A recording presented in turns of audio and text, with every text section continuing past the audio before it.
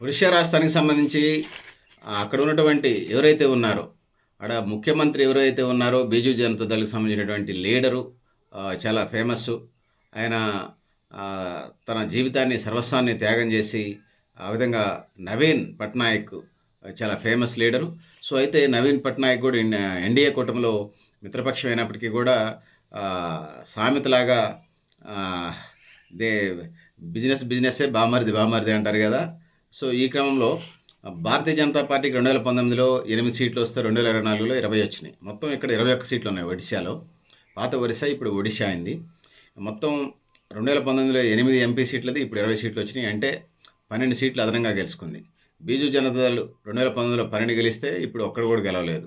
Congress party 2019లో 1 గెలిస్తే ఇప్పుడు ఆ 1 నిలబెట్టుకుంది. ఓవరాల్‌గా 21 సీట్లలో ఆహ్, 20 సీట్లు బీజేపీ, 1 కాంగ్రెస్ గెలిచింది ఒడిశా. ఆ విధంగా చూసినప్పుడు ఒడిశాలో బీజేపీ తన సత్తా చాటింది అనేది చెప్పక తప్పదు. సో, ఒడిశా రాష్ట్రం బీజేపీ వశమైందనేది ఈ సందర్భంగా తెలియజేసుకుంటా ఉన్నాను.